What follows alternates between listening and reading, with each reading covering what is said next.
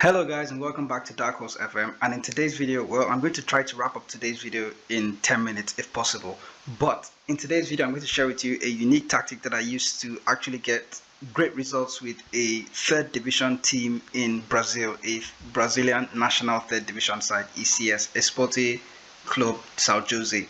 So with this tactic, it's a 4-2-3-1 narrow tactic with three shadow strikers and one advanced forward, two inverted wing backs, and then two roaming playmakers. There's a unique relationship between the roaming playmaker and the inverted wing backs. I've noticed in FM22. It kind of works really well. It's scary really how it manages to work.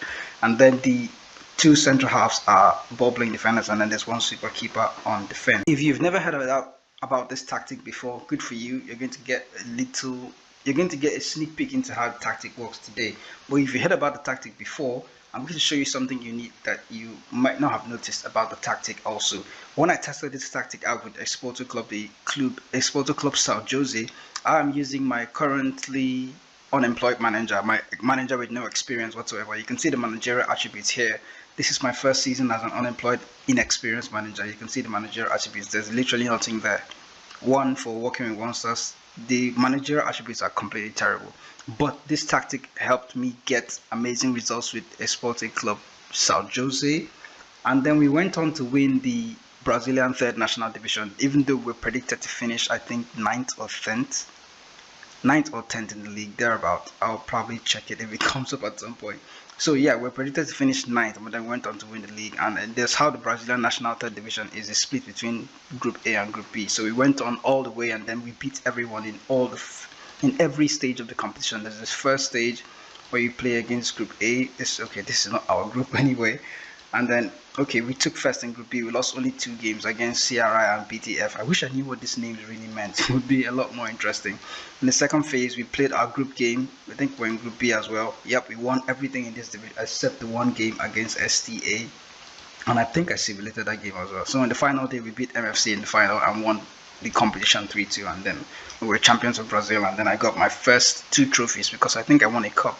We also won the Gaucho State Championship against the first division team. International is the first division team in Brazilian national team. I think they're currently 4th. They're predicted to finish. I don't know what they're predicted to finish, but they're one of the top teams in the Brazilian league, right? SC International. So we beat them in the final of the Brazilian Gaucho State Championship, and then we won that trophy as well. So that's 2 trophies in the bag in our first season using this tactic. Looking at the team stats then, our players, as a team, we managed to score 56 goals, and I think we were first, and the team that took second in the third national division they scored 46 goals. We had 2 points per game, so we ended up having slightly over 2 points per game, and then we had the most shots as well. We had the most tackles won, so the tactic is quite aggressive as well, but we did very well in the goal department as well. Looking at the players, statistics, we had the most goals, Gabriel Lima with 16. I can't count the amount of matches this guy played because I can't remember his name. But the man of the match was Alex Murillo. He had 8 man of the match performances, and the Mazzola here at 4. So our players did well individually. You can see Fabio Rampi and Ricardo. I think Rampi was my goalkeeper at some point. Yes, he is my goalkeeper. My goalkeeper actually had good free kick taking abilities, so he was my free kick taker during the tournament, which is something really interesting. So that's basically how we did. I'm going to go into the tactic in detail. By the way, if you're new to the channel, remember to hit the like button and also to subscribe to the channel so you can get notifications when new videos come up. And also, this tactic, hiding in the shadows, that's the name of the tactic. It was created by, I forget who it was created by. I don't know who is the original owner of the tactic, but I found it on FM Base, and you can get the link in the description down below. I'm going to attach the link so you can download the tactic for yourself and test it out and see how it works out for you in your own separate tournaments.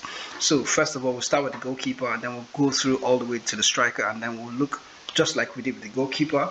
When we're going to the team instruction, we're going to start from out of possession and then go into in possession instructions as well as mentality or set pieces. So to go in a breeze, the sweeper keeper has no instructions whatsoever. The inverted winger on the right hand side has 2 instructions: shoot less often and tackle harder, and the inverted winger on the left hand side has the same instructions as the inverted winger on the right. The 2 ball playing defenders have identical instructions as well: dribble more, shoot less often, tackle harder, and mark tighter. The roaming playmakers in defensive midfield position, that's where they are. They have identical instructions as well, which is something tricky I've noticed about FM22. It seems like this tends to work. The roaming playmakers in DM position have dribble more, shoot less often, move into channels, and tackle harder. The APs or the CAMs are shadow strikers, and then they have identical instructions as well. Again, shoot less often, tackle harder for all three shadow strikers, and then the advanced forward has 4 instructions: take more risks, dribble more, shoot less often, and tackle harder. So that was quick. Moving into the team instructions, then out of possession, the team has been asked to press with a much higher line of engagement, and then to have much more urgent pressing instruction, much more urgent trigger press. Yes. The defensive line is standard, and then the team has been asked to defend with a narrow defensive width. They have also been instructed to prevent short goalkeeper distribution and play with an offside trap.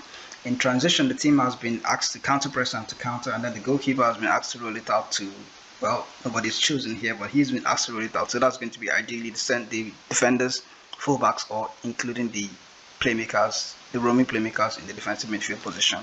In transition instructions, then the team has been asked to play with an extremely high tempo while walking the ball into the box and playing low crosses as well. I think that's all the instructions. Okay, they've also been asked to play out of defense. For the set pieces, I think there's set pieces attached to this tactic. We're just going to go to the set pieces. This is how the corner routine is set on the right hand side, and then this is how it's set on the left hand side for your defending corner routines. In attack, the corner is a near post corner as well, and this is the setup for the left hand side, and this is the setup for the right hand side for your attacking corners. Going into the free kicks, then the free kicks, defending free kicks on the direct side, left and right, this is the way they are set up. And then in defending small chance of a short free kicks on the left hand side, this is how it's set up, and on the right hand side, this is how the free kick defending is set up. For indirect wide free kicks, this is the setup on the right hand side, and then this is the setup on the left hand side. For the indirect deep free kicks, this is the, where is it? This is the setup on the left hand side, and this is the setup on the right hand side. Going into direct free kicks, then for direct free kicks, this is how the setup is on the right hand side, and then this is how the setup is on the left hand side for attacking free kicks. For direct free kicks with small chance of a shot in attacking, this is the left hand side, and then this is the right hand setup. The indirect wide free kicks, this is the setup on the right hand side, and then this is the setup on the left hand side for attacking indirect wide free kicks. And then for attacking indirect deep free kicks, this is the setup on the left hand side, and then this is the setup on the right hand side. Looking at the set piece for throwings, this is the way you defend the throw, or this is the way it's set up on the right hand side for defensive throwings, and then this is the way it's set up on the left hand side.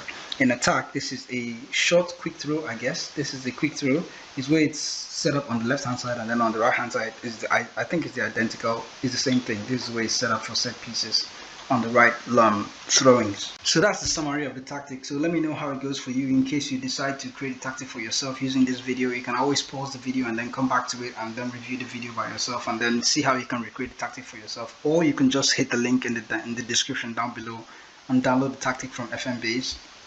That's where you can get the tactic from. And thank you for sticking this long with the video as well. I'll also continue to share unique tactics like this that you can use for divisions that maybe you feel you're at a disadvantage. You can actually use tactics like this to actually, help yourself get better results, I guess. Always, you can also choose to create tactics for yourself, and if you need help with that, let me know in the comment section. I'll help you create tactics for your team based on the players that you have. So let me know how the tactic works out for you guys. Remember to subscribe to the channel and also to leave a like if you found this video useful, and I'll catch you guys in the next video.